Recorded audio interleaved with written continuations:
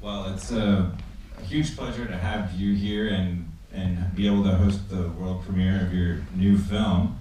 I find it such a unique and original work, and it's just, there's something really invigorating about it. Like, I think the first time I watched it, I just felt like I was just kind of like, wait, what is going on here? Especially the first like 10 minutes, you're just kind of like, who is this guy? And I could just tell like there was something smart and something unique going on though with the story and with the editing too, which you're also responsible for. So why don't we start with like maybe you could just talk about like where the idea came from a little bit. Is this working? Yeah, good. So the idea, yeah, I wanted to make, my first experience of making a film, I wrote something that people were excited about and had responded to, but there were a lot of moving pieces and locations and casts required, and it actually took me kind of 10 years to realize it, through, and ultimately that was done kind of independently. So what I realized after making that and that experience was that I didn't want to wait as long to make something else, and also if I could do something at one location with a very small cast, I could do it, and I kind of planned out the shots and the way they'd be cut together, that I could do it in a short period of time and for a little amount of money. And I was only able to do that because of my great cast and crew, a bunch of which are here, so thanks to them. So that was kind of the idea. It's kind of that thing where the absence of limitations is the death of art. Sure. Like Preceding a story even, it was just kind of like, okay, I'm going to give myself this as an outline and... Yeah, kind of a box to kind of work in, and I've got the emotions are always kind of coming and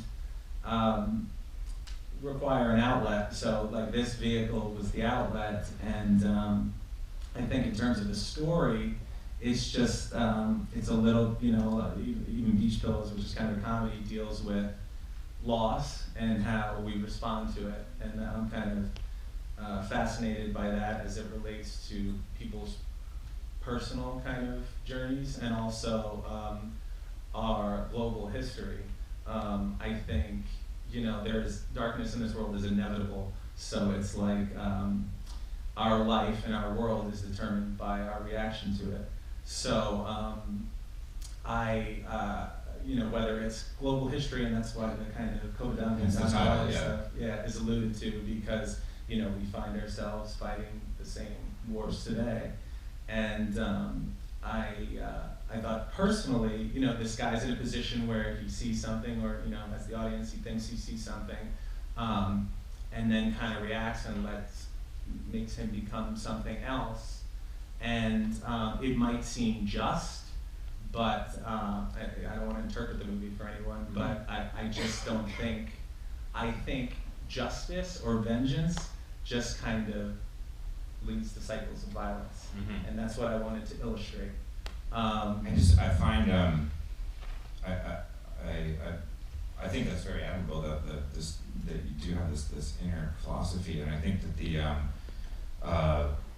just the character Martin Raven is quite original and fascinating, though on his own it's just like singing Irish folk songs, or I don't know if they're all Irish or some are kind of Irish inspired, but you just don't see this kind of character in media normally. So it's like not only that, but like, well, I think it's a powerful movie. I mean, it's very entertaining and hip in a way, but it's also a powerful movie in that I've seen it a few times now, and after on a second viewing, you really get a sense of the character's inner sadness, where originally he just seems so kind of like together and succinct with everything, and then gradually you see how it's fallen apart for him, but just when you watch the beginning again, it's like you feel a lot more for this guy. Like he's holding a lot in.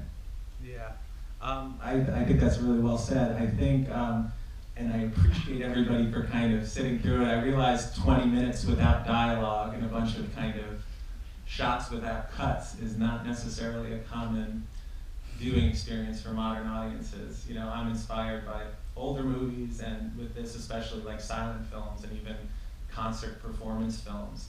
And I just think the emotion is retained when you don't cut a little more. And sometimes it's uncomfortable. I think it arouses difficult emotions within an audience potentially, especially if they're used to something else.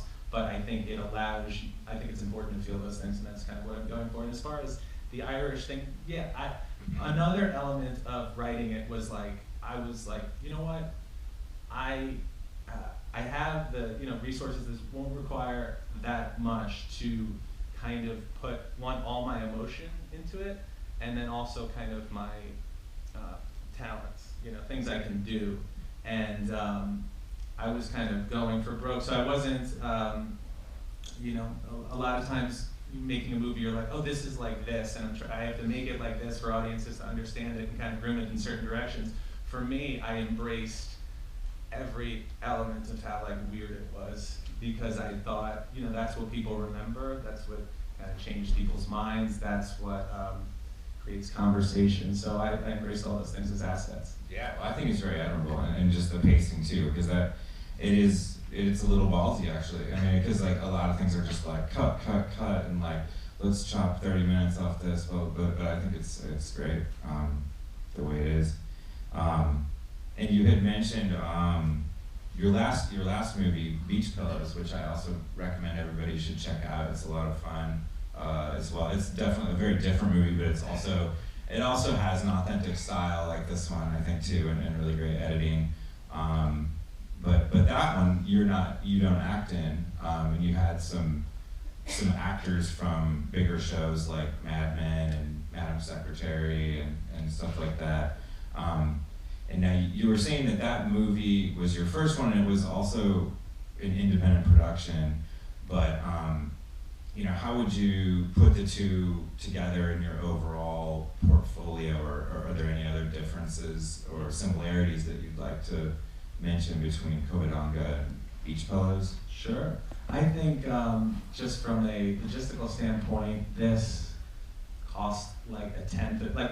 We made that for a very small amount of money, and I thought it came across with a lot more value, a multi-million-dollar movie that we made for much less than that. And what I realized on that production was, yeah, we tried to make this small, but I still kind of got 50 people coming in trucks every day, and I was like, probably inspired by guys like John Cassavetes, or even someone like Stanley Kubrick, who when it's not a big battle scene, he would have 10 people in a close set. So you don't need a lot of people, especially if you know what you're trying to do with the camera. And of course, it's easier from a kind of production perspective if I know what I'm trying to achieve with the character, and you don't have to spend as much time directing an actor. So I learned I can go smaller and take more risks by virtue of going smaller, and that was kind of a lesson I'll keep, because I felt really rewarded by the process. Yeah, and you mentioned Cassavetes, and I was gonna ask, as far as your influences on this movie, that's interesting to hear, of being influenced by concert films. So I feel, especially of late, some of those are getting more respect, and but also, this definitely has a big thriller element to it. Is that kind of secondary in the origins of this, or were you I want to make a slasher film, or I love Friday the 13th and want to have an Irish folk singer instead of Jason? Maybe some of that. I wanted something that people would notice. I think that's important. I think you could feel my first movie, I felt that this is what I was trying to do. The emotions are coming across. It's a very personal piece, but it's it's a coming of age story, and people have seen those. So as personal as you can make it, and as universal as it comes across, kind of, I don't know, the impact might have been dulled over the years. So yes, I wanted to go a little nuts. But I think when you're talking about musical elements and the thriller elements and even some kind of maybe funny elements, and even some silent film elements, for me, life has everything. Life has sadness, joy, comedy, music. So I think art should. So I wanted to put, and I wasn't necessarily, the tone is me. So I'm not worried about tonal shifts. Life has tonal shifts. So I wanted to get that all across. My favorite art, whether it's films, books, paintings, music, has all kind of colors of life. So I was focused on doing that. As far as concert films, and yeah, I mean, any of my friends who are here know we've watched The Last Waltz like hundreds of times. So that's just, you know, I love music. It's one of my favorite parts of life and film. So I'm like, why not get this all in there? And because the character is alone and doesn't speak very much, the music allowed him to convey himself a little bit. Okay. Well, I want to open it up to some questions from the audience, but first I just wanted to like touch on the fact that we're having the world premiere here in Astoria, and you currently live here, and you actually lived here as a kid as well. Is that right? Or? It's close. My dad grew up here. Okay. Yeah, my dad's parents came here from Greece. My father grew up here, and we would maybe like in very early life, or at least with my older brothers. But anyway, we'd come in here all the time to see my Gaia and Papu, my father's parents, and spent a lot of time here. My brothers have all filtered through, and I live here now as well as my parents. And yeah, it's home, and this museum especially is holds a special place for me, and it's just like a thrill to screen here. I just want to take a quick opportunity to thank the projectionists, everybody that runs this museum, everybody that helped with the live performance earlier, and you and everybody at the Rural Route Film Festival, and everybody who came, because it just means so much to me. You're welcome. On that note, why don't we open it up? Does anybody have a question for Sean up there in the back? Congratulations on your movie and your new baby. Thank you. I wanted to ask, where did you guys shoot it? She's just to repeat the question quick, she's just asking where the film was shot. Yeah. We shot this in Lakeville, Pennsylvania, which is Lakewell and Powpack, which isn't too far over the New York-Pennsylvania border. It's, you know, very quiet. It's tough getting around the lake, and it afforded us a lot of kind of privacy and focus, and just like a beautiful location. So that's the other thing about the single location. Like, we've got the water, we've got the woods, we've got the house, we got the church. Thank God, they were lovely people. It's usually pretty difficult to shoot in churches. So that's where we shot it. In the middle there? Hi, congratulations. I just wanted, not a question, I just wanted to give a shout out to your shooters because it was beautiful. It was Oh, well definitely. For the cinematography. Alexander Crow, who's here, and our team, Garrett Dorman, the gaffer, and I think Patrick Burgess did a great job on the sound, and everybody else who worked on the film. I agree. I think Alex is wildly talented, and we've worked together since on a commercial for my day job with my brother Mike, this company Howl, which is launching in August, so look out for that.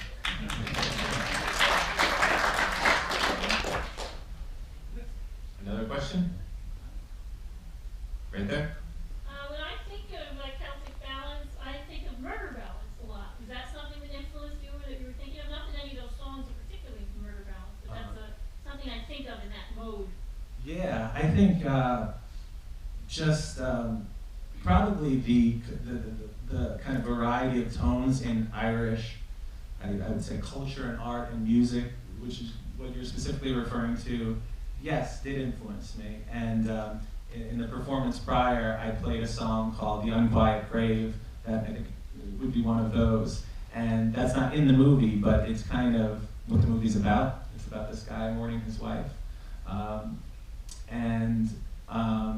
So 100%, I just, the kind of Irish emotional heritage and experience informs kind of me personally, and my work. So 100%. I also think there's obviously a history of struggle and colonialism that might be felt in Covadonga as well. One more? Right there. Congratulations, Sean, on the movie and your Real Irishman, I really enjoyed it. I thought it was terrific. I've got two questions really. One is that the contrast with Beach Pillows is quite stark, and that Beach Pillows is so talkative and verbose and dialogue driven. And this one is very sparse. Is that something you prefer, or is that a direction you're going to go in? My second question is, the story of Covadonga is so new and startling and interesting. Did you have that story first and then develop the plot was it inspired by that or the other way around? That's a great question. Thirdly, I thought the acting was terrific throughout. Is that something you want to do more of? Thank you. Thanks for the question, Connor. The contrast, it was something. I wanted to challenge myself. I've always, people have responded well to my dialogue and kind of my comedic stuff. I've, done a bunch of funnier diatype shorts, and it's all dialogue. So what I wanted to do is take that crutch away and focus on cinema and conveying emotions and ideas more with pictures. So that was certainly intentional. As far as a direction, I think it probably depends project to project, but the next one I'm keen to do is, and there are a bunch kind of lying in wait, but the next one I'm keen to do, which I think is is a movie about prehistoric man and the first artist. So that won't have any dialogue. And the acting, other than Beach Pillows, I'd acted in everything I'd ever made just because, it's kind of helpful. It allows you to control the tone and whatever, and you don't have. It's really hard to find good actors willing to. Well, there's great actors everywhere, so I shouldn't say that. It's just finding somebody who you feel is right for the part. So Beach Pillows, I felt like I needed to cast it in order to raise the money and make it marketable on the other end. Having learned the lessons of that film, I was like, I can do this. And if the part is right and the character is around the right age, I'm cool with it. I enjoy it, and it was a really my crew was so supportive because I'm directing and acting, and you kind of have to rely on everyone's confidence, but also encouragement.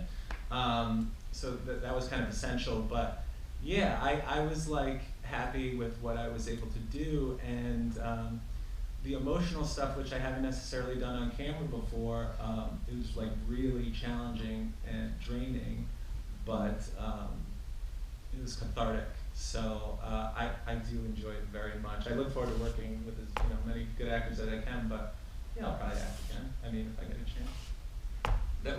That leads me actually to another question I was going to ask, how you sort of got into filmmaking in general, and perhaps if you were acting at an early age, just because I know from your biography you were also a professional lacrosse player for a time, and so I wanted just to ask how that transition occurred from being a professional athlete to a filmmaker or actor. And I think, isn't it true, after this you're also challenging everyone to a lacrosse match just to complete the day? A wood chopping contest, and then we're going on a swim. In the East River. My background is my father always loved movies. He kind of pursued acting and studied acting when he was young in the city, and always watched old movies and exposed us to them. And even, we were talking with my brothers the other day, he would bring us, not advocating for or against this, we turned out fine, but he would bring us to rated R movies when we were really young.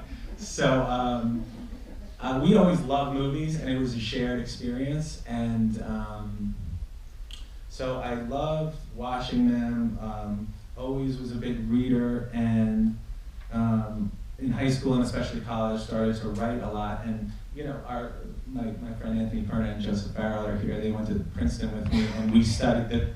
Since we left, they've gotten like a multi-million-dollar endowment, but when we were there, it was kind of slim pickings. But we took the introductory film and video practice and advanced, the only 2 production classes they offered, and but the teachers were so great because at the start they were like, first project, make a film, make like this, and so we would just make films consecutively and edit them. We learned how to edit. I'm still editing on Final, if anybody's in post-production or film, I'm still editing on Final Cut 7, which is like an archaic software program that I used in college because it does everything I need to do. I still use it as well. Okay. So anyway, started making films in college, wrote Beach Pillows, like the first draft shortly after graduating, drove out to LA with my best friend Dennis, and got into production, was very lucky to get an assistant job for this director, Rennie Harlan, who's like an action director. And then I assisted a producer, and but around that time I was, you know, supplementing my income or whatever, and trying to get Beach Pillows made. So I was coaching lacrosse, and I played professionally for a summer in LA, because I played growing up and I played in college, and with Anthony as well. And 2001 national championship. So it was all kind of this mix of your early years in LA and yeah, post-college. Right, so I made films in college, started working, continued to make them in LA, was out there for 3 years, made a lot of great relationships, moved back and started working in TV and stuff, in development, and just kind of kept grinding Beach Pillows towards production and writing all these other things in the interim, because like, you know, you have so many ideas and so much energy during a certain period of time. I didn't want to like wait around to make Beach Pillows to like work, so you know, just kept working and creating stuff and making short films, and I always knew I wanted to do it, and maybe I thought because, you know, it's impressed upon me that the actors are running the show. Like when I saw Rocky as a kid, I was like, yeah, Rocky, I want to be Rocky. And my dad's like, well, you know, Rocky's an actor. And so I was like, oh, good, you know, he's like a Renaissance man. He boxes and then he acts on the side. You know, I had a vision of a guy with like a stand-up comedian or something as an actor. So anyway, yeah, and I think you learn quickly that your opportunities are dictated by the material you get. And I was a writer. I wanted to tell that first story about where I'm from, like all of my kind of heroes. So I was pretty focused on it early on, and always, you know, with the support of my family and friends, have been able to just get a couple of things done and learn a lot along the way to hopefully get some more stuff done. Very good. Well, we are going to have to wrap up the Q&A for now, but I want to encourage everybody to come out to the rest of the festival screenings, Nashville today, and we have 2 really good films tomorrow. Olancho, a documentary about a Honduran singer-songwriter who has to flee his homeland from drug cartel lords that he was writing songs for, and another sneak preview of a new film called La Barracuda by some really great directors out of Austin, Texas. So we hope to see you for them, and I think Sean's probably going to be around the area at least afterwards if you want to hang out and ask him some more questions then. Yeah, no, I'll be around, and maybe we'll grab a drink here at the Astor Room if anybody's interested. I think Uno's got a pizzeria promotion going on, or excuse me, a pizza promotion going on. Right. So yeah, we'll be around. If everybody brought their cigars, congratulations on the new baby as well. Thank you for everything. Thank you.